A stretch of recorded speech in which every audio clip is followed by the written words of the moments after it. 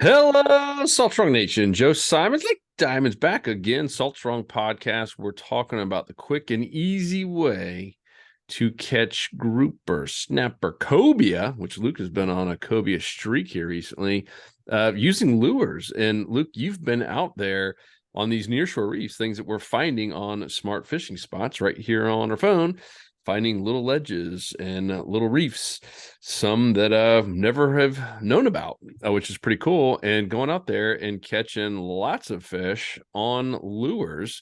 And many times I know you're out there and you're seeing some even guides out there, but a lot of other boats that are all using cut bait and different baits. And you seem to not out fishing every one of them, but I know you've had success pretty much every time. So want to get you on here. I know a lot of people have been seeing your pics on social media and Instagram and saying, man, where is he catching all these cobia? So talk about it, dude. What the heck are you doing over there? Yeah, and then but also Snow, we're reef fishing, and this is a type of fishing that for many years, especially me, I thought that you had to have like just the best live bait possible and to have any sort of luck. These reefs get a ton of boats on them, like literally even on weekdays, there's almost always some other boats out there fishing. I went out this past weekend and there were like 8 boats on the reef that I went to. And it just they're easy access. So the fish are pressured a lot. And it seems like they've just gotten really smart with natural bait, whether it's live bait. I saw people using good pinfish. Most of the people are using good threadfin, like really nice baits. They really weren't catching many.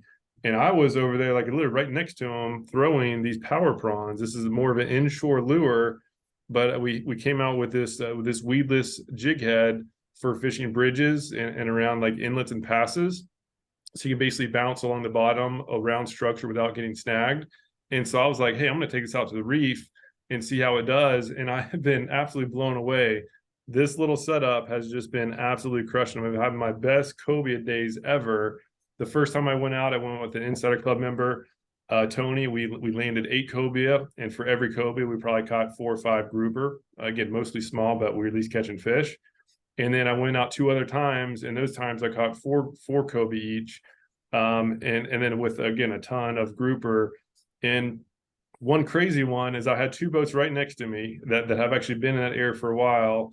2 were fishing where I ended up going. They finally left, so I kind of moved the trolling motor around and went to that area that was just getting fished hard with natural bait. And then me and a buddy, we plucked out 4 cobia right in these other boats' faces, basically just throwing these lures and bouncing on the bottom. I just don't think that those fish see that very often. And we have the advantage of covering water, right? Covering a lot of ground. Whereas when those who are anchored and just dropping straight down, they're really just covering one small little area. I'm out casting these, in many cases drifting around. So I'm literally covering every inch of that reef. And over time, if it's windy, I'll just drift. And you kind of get a feel of where most of the strikes are, and then you just keep going, keep drifting the best zones. But I just really have been blown away at how effective on both quantities of fish as well as quality fish that these jigs have provided. Just absolutely blown away. And I so far haven't seen a single other person casting lures out there. And as far as fish caught, just kind of looking at everybody, the only people who were catching more were guides who were just chumming up the water, and then all 4 anglers were dropping down baits. It was just either me and a friend throwing lures, and we were catching more than everybody else, which again I never thought was possible with lures. Well, and that's not just any lure too. That's a massive prawn. I mean, we know everything loves a shrimp, and I'm guessing most of those people are not dropping shrimp down. So this is also a little bit unique too, right? You're seeing a massive shrimp. of somewhere using shrimp. Oh yeah, and actually the first day, so I took Tony Prescott out. Joe, you interviewed him a while back on a Yeah. podcast, and I've fished with him multiple times now. He's met him through Salt Strong, just a great guy, and lives close by and loves to fish. And so he actually prefers live bait. And so he asked if he could bring some live shrimp on board. I was like, sure, we're going on the reef. And this is before I knew that cobia were there. So like, yeah, why not? It'll increase our odds of getting some action. And so we were drifting. He put on live shrimp, and I was throwing the jig, and I caught like a couple grouper right away. And he caught 1 grouper. I caught 1 or 2. Then I caught a nice cobia. And then we did another drift. I caught another nice cobia, and he still hadn't caught any. And then he switched over to the prawn. He's like, hey, you got some of those jig heads? And because it's really about the jig head. You have to be weedless. Yeah, we're gonna talk about that in a second. Yeah, here's what I used to use out there, and it just kind of got frustrating So because a lot of people are listening, so describe it, what you're holding. this is a traditional jig head. It's a an opened hook jig head where the point of the hook is exposed. You have better hookup ratio, but you also have better snag ratio as well. So when you're bouncing around a bunch of structure, if that hook point is exposed, you're going to be getting stuck, and it gets frustrating. And that's a football. We'll talk about the size. Really describe it. Get in there and really describe it, Luke. Yes, this is a football shape, and that is the best for these shrimp lures. What that enables is when it hits the bottom, it's not rolling around. It's not tumbling around and just looking unnatural. Like when a shrimp gets to the bottom, it's there, and it'll kind of have the tail raised up, and it'll slowly go down. It's not tumbling around. And it seems like this football design with this type of shrimp jig has the best results. And so that's why we made this, first of all, for covering more open water when there's more sandy bottom type situations. And then we went over to the Weedless style, which is a swinging football head. Let me show you the head here.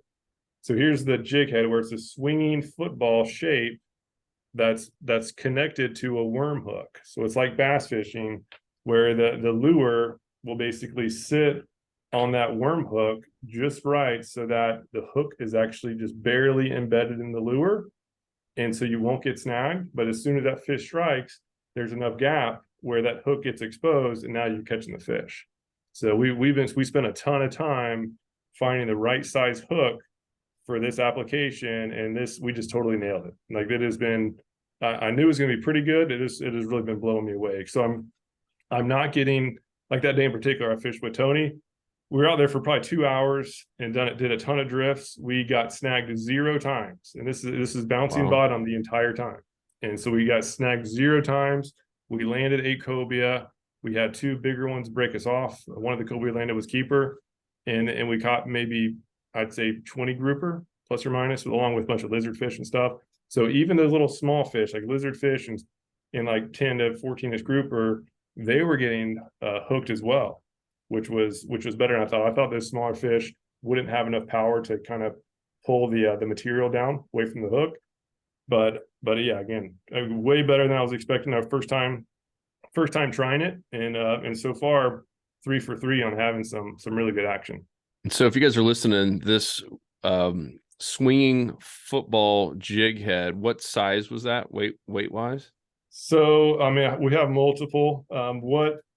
What I like best is 3/4 ounce. I don't have any of our big ones on me because I've been loaning them out to everybody I've been taking, and we've been breaking off. But here's a 3/4 ounce size on one of the prototypes. And when I was testing out a bunch of different hooks, so this size is best for that. The reef I was fishing is around 30 feet. It's like anywhere on the reef is anywhere from 28 to 35 feet. And so 3/4 ounce is best, but a 1/2 ounce has been working. But one thing I've really noticed, and it was glaringly a huge issue when I went out a time when I was out of the bigger hook. So I went and got one of these older prototypes, and look at the shank of this hook. It's really all about the worm hook, the size and shape of it.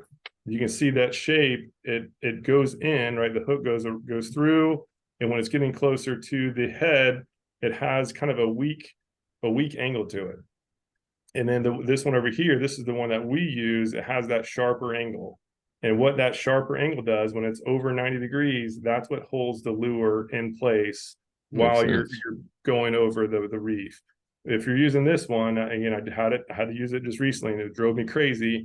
Every time a little grouper or a little small fish hit the lure, which is like every cast because there's a million fish down there, every time this small stuff hits it, the lure will slide down the shank, and now your action is ruined. It's going to be helicoptering, and that's the best way to not catch anything. So this hook that we went with on these Haas Weedless football jigs, it is just so much better suited, where it was very rare, even after getting just slammed by a bunch of grouper, the lure held its place just as designed. Again, but what we also had a great hookup ratio. So that was like, I knew it was working great inshore where I was doing all the testing. I really tested doing a bunch of dock fishing. And so like the fact that it worked this good on the reef was just really, really comforting to see. So now this is by far my favorite reef setup. Yeah, and this is going to be game changing. This weedless football jig head on like a power prawn in particular, in inlets and passes. Obviously docks and inlets and passes where we're traditionally going after really big redfish and snook and even big grouper and cobia, etc. I mean, this game changing, right? Because how many times, like, let's just take Sebastian Inlet that we fished a lot. I mean, if you feel like, because usually you have to have an exposed hook there, and it's like you feel like you're breaking off all of the time. This is game changing. Yeah, and again, this is what I was using dock fishing. This is the quarter ounce size with it, and so it just has a nice compact design. It still skips well. Most lures want to have the weedless head. It doesn't skip very well. You can kind of put enough material out there to keep that head pretty firmly in place. But basically, anywhere where you're using a bucktail lure, which a lot of people use bucktails and those big old flare hawks around passes and inlets, those are generally mimicking just like a crustacean, either crab or shrimp, kind of just going along the bottom. And now you can do it weedless while having a more realistic look. So even in the middle of the day, the last time I was out there, it was in the middle of the day. It was noon. It was zero clouds out. Sun was shining bright. It was actually like glass calm. Hardly anybody was catching anything, and I was out there catching cobia with this lure. Again, just doing a little bounce.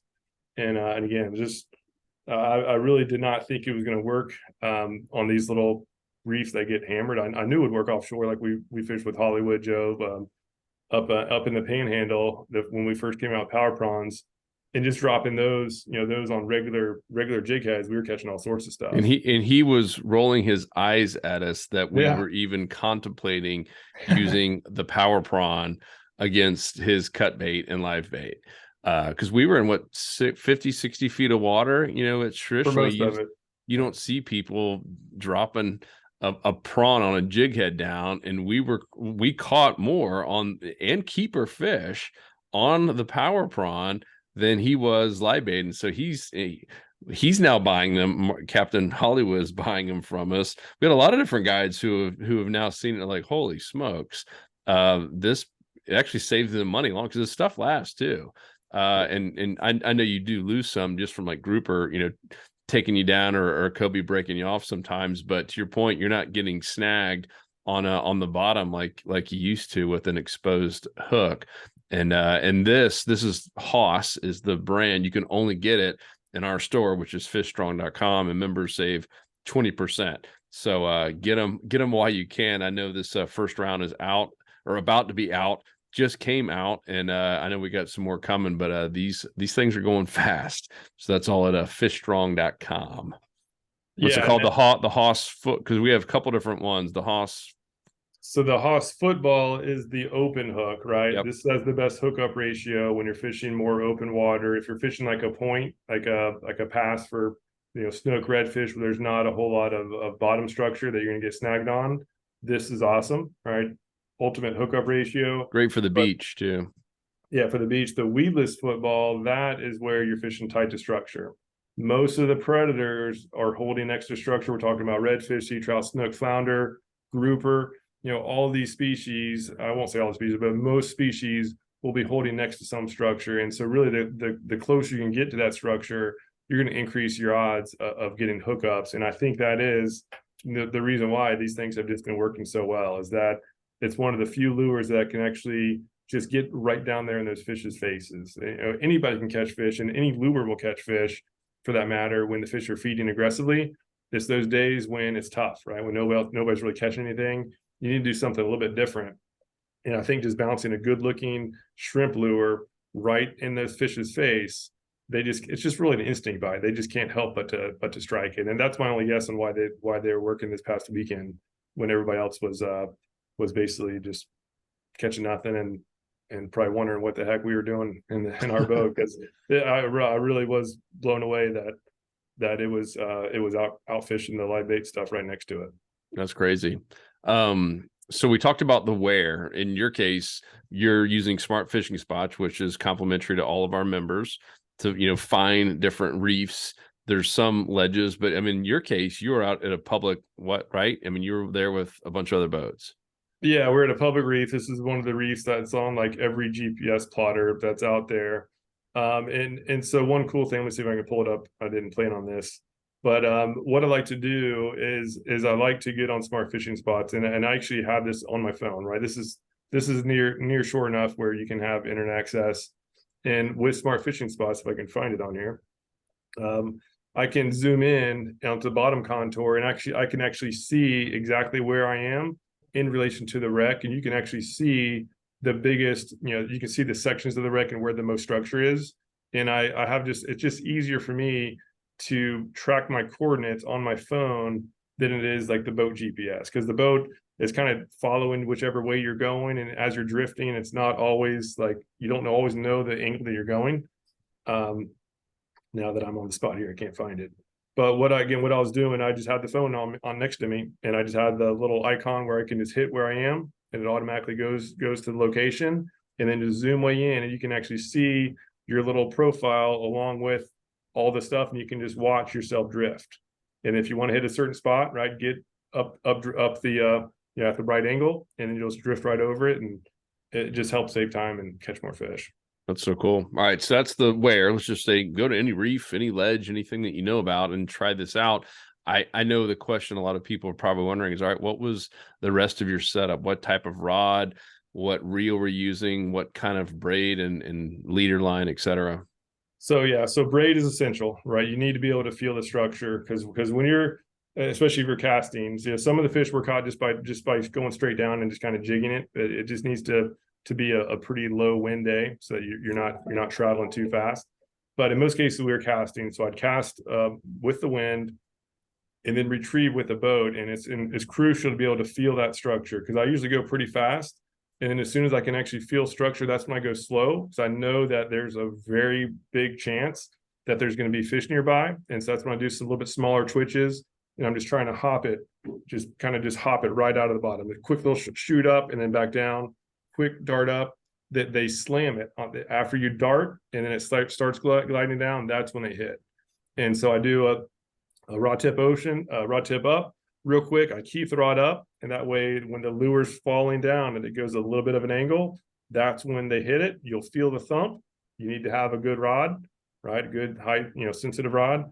You feel that thump, and then you gotta let them have it, right? Because in many cases the hook set is going through the plastic, and so you really need to get a good hook set. So feeling the strike and getting a good hook set quickly is really important. So must be using braid, and then also must have at least a nice to fairly nice rod, like a fast. Right, so what braid and what rod do you like? So as far as the line's crucial. So line, I would say like a 20 to 30 pound braid. If you go too light, you're just not going to be able to get the bigger fish out. 20, I was using 20 and 30, both. So I got broke off on the biggest fish with 20, still upset about that. So I'm leaning towards 30 now. And as far as the mono, I've been using just 30, and I haven't yet had anything break the mono yet. It's really just been that's been working. And so that's the good line. I would say have 40 handy just in case you are getting broke off, and just regular mono. I still prefer mono. It has better abrasion resistance. And I was just using 30 mono for all my stuff for the leader. And as far as the length of the leader for the reefs, I do about 3 feet. And then that way, if I have to retie, most of the time you're going to be nicking the bottom. So every like 10 minutes or so, I'll feel the line, just make sure I don't have nicks. And if I do have a nick, I'll just cut it out real quick and go back at it. So yeah, as far as rod, I was using one of our prototypes rods. We have some rods coming out for like the 10 to 20 pound range size, and it's very sensitive, and so that was certainly an advantage as well. Cool. What reel? What size? I was doing the BGMQ 3000. That's, again, for many years I thought that a 3000 is like for inshore stuff, but these 3000s have been working great. So those are sturdy reels, plenty of power, and gets the job done. And it's most of all, it's very lightweight. So when I'm casting for a couple hours, it's not tiresome or anything. It's crazy, right? Because I'm willing to bet most people are like, I can't believe you're using a 3000 series on technically near shore, offshore, right? And 30, 40 feet of water. But yeah, we were doing that even in 50, 60 feet of water. Yeah, and same thing when I went down to Marco. I had a fun video that went live like probably 2 or 3 months ago, fishing with some buddies and just doing the same thing. We were drifting some bottom structure. In this case, it was about 40 feet of water, and that was before we had the weedless one. I was just using the regular football, and yeah, catching. I caught the most keeper red grouper. The biggest one was 27 inches, and even that lightweight setup got the job done. So you don't have to have super crazy, 10,000 size reels. Made some believers out of those people in the power prawn. Yeah, and again, like it's I really didn't. I've really been. I knew it was going to be pretty good. I knew I'd catch some fish, but I did not think that it would be. There would be multiple days now, and I've only done it 3 days. So there've been multiple days, and I'm not a reef guy at all. Like I don't do this very often. Like I hardly know it, and going out there and actually having really good days. And while other people are really not catching much or if not anything, and I think another advantage too, especially being kind of new to this, is historically we would always we'd go to the reef and we'd motor all around, right? We'd be looking at the bottom contour, then we'd see a good spot, and then we'd go around it again to make sure we knew where it was, and then go over a third time and get the right anchor heading, and then anchor so that you can get on that spot. It's only 30 feet deep. These fish get fished every day. Like they're not stupid. When they hear a bunch of noise up ahead of them, I have to imagine they don't feed quite as much. Yeah. So with lures, I don't motor over the reef at all. I go out, I see which way the wind's going, and I just assume that the wind is going to be the biggest factor, which it normally is. And then I just do a drift. First one, I do a drift while fishing. Like I'm fishing while I'm looking at the bottom. So I stand next to the depth next to the bottom finder, and I'm just drifting along. I'm marking the spots as I see them. And after 2 hours, I now have like the entire reef marked up. Obviously, a lot of which I can see on the phone, but it's just actually having the marks on the GPS is really cool as well. So I think it is a big advantage to actually start with lures, figure out where most of the action is, and then if there's one area that's like one day in particular, because one zone was where all the fish were, and anchored on top of that and dropping baits down would then even maximize it. Talk about weight, because that's still pretty critical. And we fished with people before doing some of this where we're catching fish and they're not. And they're like, I can't even feel if I'm on the bottom. You should know if you have the right line, rod, and weight, the jig head weight that is for your power prawn. When you make that cast out and or drop straight down, you'll know. It's very evident when all that's right that you're on the bottom, like to start, and then you do your pops, and you can literally feel it hitting the bottom when you have it right. Now, if there's a lot of current, and you'll still be able to feel it if you have it all right, but that sometimes you need to either go, most of the time is go heavier, right? If you're not feeling that. So talk about that. How do you know? Because there are some areas that have more current than others. Obviously, if you're in an inlet or pass, it's a whole different ball game versus just going off near shore reef fishing. What have you found with the weights? You mentioned 3/4 earlier. Do you ever go 1 ounce, 1.5, 2? How do you pick? Yeah, I want just enough weight to be able to feel it hitting the bottom without going any higher. So the calmer the conditions, the more easy it is to feel everything. So right. The last day I was out there, it was that glass calm. I had actually run out of the 3/4, so I had to go down to 1/2 ounce, and it was actually worked out great because I was still able to feel the bottom while still being able to control it as I just slowly drifted past. And also I mentioned, like, I did have a lot of breakoffs. The Spanish mackerel slammed this thing too. They hit it on the drop. And so I lost a lot of lures just because those stinking mackerel were messing them up. But when the winds or the current is strong, so the windier it is or the more current there's going to be more bow in the line, right? Because you're going to be drifting one way and the lure's going to be kind of going off and doing its own thing. So in that case, more weight is needed. And so the more sensitive the rod, the less weight you need, because you can actually feel it better with a more sensitive rod. The thinner the diameter of your line, the better it is, the easier it is for the lure to get down to the bottom, the better feel you have. And so those are two factors as well. So for having a nice, like, good sensitive rod with a 20-30 pound braid and 30 feet of water, a 1/2 ounce will get the job done. But then if it's windy or the current's pretty strong, then the 3/4 ounce would be better. and that'll be like a close enough gauge. So otherwise, 3/4 ounce in 30 feet of water, I would say would be the more all-purpose setup. But if you do have a sensitive rod and light line, then the half ounce can get the job done, because that lighter weight does help, right? You can just feel so much better, and it seems like a little bit slower glide down to the bottom gets more strikes. Yep. But there are times if you're going to like an inlet, like I was with Deeks recently, and we were using, full 1 ounce, right? And sometimes even more if you have a lot of current ripping through there and you need your bait to be hitting an exact spot. Yep. Yeah, but you always have to be mindful, especially like going through like a Sebastian Inlet. I used to fish that a lot. You need to be on the bottom, but no matter how weedless it is, like even like this setup that with that Haas football jig with the hook point, you can embed the hook into the lure.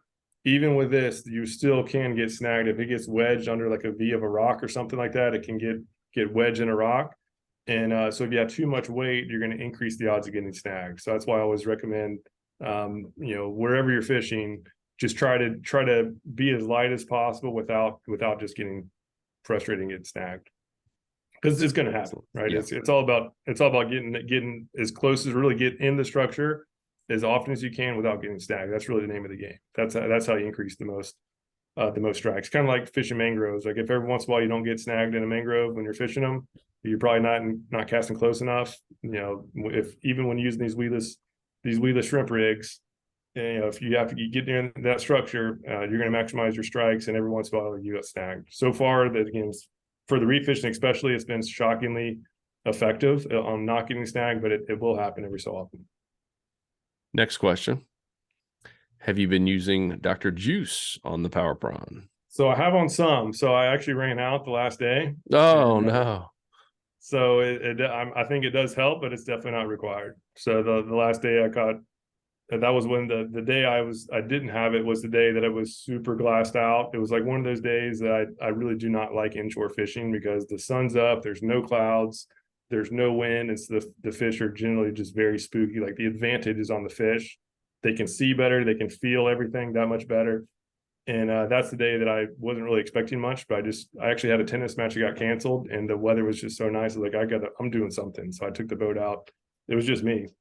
But I took the boat out and yeah, I caught four nice cobia and a bunch of grouper and without the Dr. Juice. So I think, scent helps, but as long as you have just a good looking lure and present it properly, you don't really need scent. Just don't be rubbing sunscreen on it or anything. Yeah. I want every advantage possible. I use Dr. Juice all the time. So maybe that's why you don't have any friends to go on the boat with you, Luke. That's embarrassing. One time, we live in Winter Haven on the chain of lakes where it's about 20 or so lakes all combined together. And our friends live on the next lake over. And we were over there, and my wife needed me to come back to our house to get something. And so I go back, and you have to go through these canals, and there's a kind of a long one there. And so you're passing their boats, and obviously you're an idle, and everyone's waving.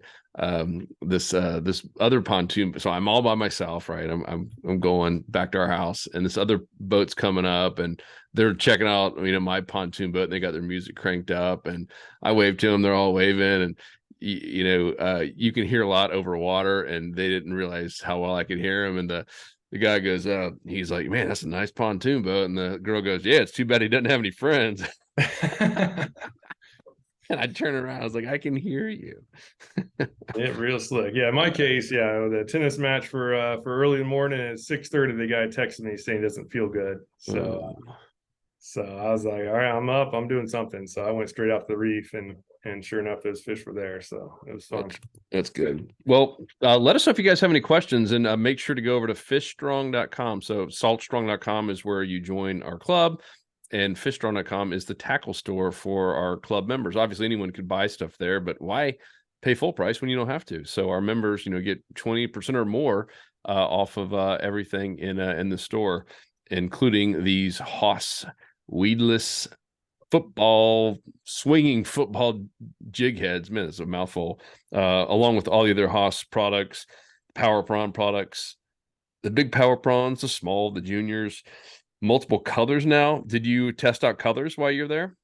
Yeah, so I use natural most of all, and if you could let me do some screen share, I'll show. Oh Because gosh. I'll make some videos on how to retrieve it, and so if you want to see those, just go to saltstrong.com, and you can just do a little search area for it of just reef fishing with power prawns, and that this lesson will come up. But yeah, I tested out. I was mostly using the natural color. This is just the natural color that is just tried true. It looks like a real shrimp by color and shape and size and everything. So it's That's really my hard to beat. favorite. So yeah, I did the gold digger, and I did I didn't catch anything with that. I only did it for one drift. And then I did slam shady and immediately got broken off Oh yeah, by. look at this. What, one, two, three, four, no, five other boats right there just in this Oh yeah. view. Yeah, so here you can just see, and again, this will be on a tip that you'll see in a second, but you can just see the rod tip where I'm just twitching it and then letting it fall down, twitching, letting it fall down, and right there I hook up. So just give it a good hook set. At this point, I thought it was a grouper, and then all of a sudden it starts bulldogging back down to the bottom. At this point, I knew I had a good fish there. So again, a lot of fun, and especially when all the boats are around me aren't catching anything, and I was in there. Yeah, there you can see that's. You start hooting and hollering when make sure they know that you have a fish on. No, I wasn't being that Okay. ridiculous. And then yeah, you can see I do a little single Whoa, what person net happened job. there? What's up? What happened there? Can you see it? No, Oh, never mind. I guess screen went whack. all right, I'll stop share. I guess I only had one video looped in. But let's see if that works. Okay, here we are now. You can see that now? Yep. Yeah, so there's just, you can see that was a Cobia. There it was. That one was probably like 32, 33 inches. So it wasn't a keeper size, but still fun. So the Cobia were all down there at the bottom as well, huh? Yeah, they're all on the bottom. Every once in a while, like when you're reeling one up, some others will come up with it, but pretty much all the strikes will be on the bottom. And when you're doing that too, we caught a lot of big snook doing the same thing. So it's just a fun way to catch a bunch of fish. Yep. Yeah, and we've tried this, by the way, all over the state of Florida. I mean, we started doing this down in South Florida, and we've done it up in the Panhandle, done in the East Coast. So this is not just something that works in Tampa, St. Pete. This has been proven to work everywhere. And Wyatt has been using it there in some of the passes over in Texas. So this just flat out works. So give it a shot. Once again, go to fishstrong.com to pick up yours, the power prawns, and throw in some Dr. Juice as well. Get the small bottle. We're going to probably stop selling the big one. It's bulky. It's a lot to carry around. It's so much easier having a little small one. You can put it right there in your pocket, even if you're wade fishing. So much easier to use the small ones, and it's also noticeably last longer in terms of not having to declog it and all that stuff. The big one's just been a little bit of it still works great, and I still have some, but I've been shaking it up and then putting it in the small bottle to fill it up because mine got so clogged. So just an FYI, get some of the Dr. Juice, the small bottle, and power prawns, and some of these Haas football style jig heads. Get some both in the non-weedless and the weedless, because like I said, if you're on the beach, you don't want to have the weedless if you don't have to. I'd have mine exposed as much as you can. So anything else, Luke? No, I'm just saying that just give it a shot. I really have been just surprised. I knew it'd catch some fish, but I just didn't think it would be as good as it has been. So give it a shot, whether you're reef fishing or even fishing docks, any sort of bottom structure that you can get snagged on. That and you're fishing the areas where shrimp are, which is kind of everywhere in the whole southeast. Give it a shot. Yeah, I think you're gonna really love it. Yeah, I'm shocked that you told me it was out fishing live shrimp. What Tony got one Tony day. had like good shrimp, and it was the same size. Like his shrimp were like around the same size, so it wasn't Really? like he had small shrimp and this was bigger. That's crazy. He was dragging, he was bottom fishing, right? He had like a half-ounce lead, so that he was just going right up at the bottom. And I think he caught maybe one or two small grouper, and I caught as many or more grouper and 2 Cobia bonus before he switched. And then again, he'd never done it before, so I just taught him that rod, the rod tip, rod up, let it fall, then let it go down and bump it again. And he immediately started doing that and caught 2 Cobia. He actually caught the keeper.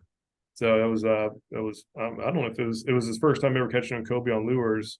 Wow. And he did it right right in the boat's face as well. Well, I'm guessing Tony went straight home and bought some power prawns and some Haas. Yeah, you already had the power Heads. prawns, and so I took him out. It was actually before we actually went live with the Haas Weedless. So he was literally texting me the other day. He's like, "Hey man, are those things on the site yet?" Like he's like, "I told all my friends." He's like, "We're all getting them." That's funny.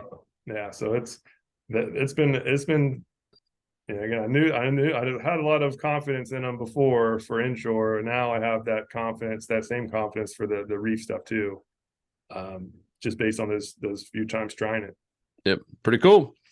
All right, guys, we'll go check it out and make sure to join us in the club if you haven't already. 35,000 strong. That's some really, really cool stuff for next year. We're going to have different guides for every single region. We'll also be doing their smart fishing game plan. So we're going to have a game plan network, and that's where on top of all the other stuff we do with the smart fishing spots and all the different tips that you can't find on YouTube and all of our insider reports, the smart fishing game plan is where our coaches and now guides every single Friday, usually in the morning, will have like up-to-date real-time, here's what's happening and working right now in your area, meaning here's where the fish are, in particular, redfish and speckled trout, snook and flounder. Obviously, we'll talk about other species based on the season, like cobia, certain times of the year, sheep's head, certain times of the year, etc.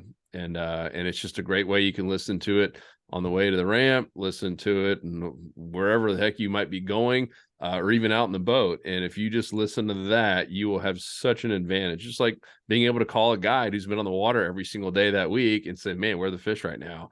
And they're literally going to give you all of their best advice. So really, really cool. And that's going to be for, once again, our insider members only here in 2023. So appreciate you guys. Make sure to leave a comment down below if you have any questions or anything we missed.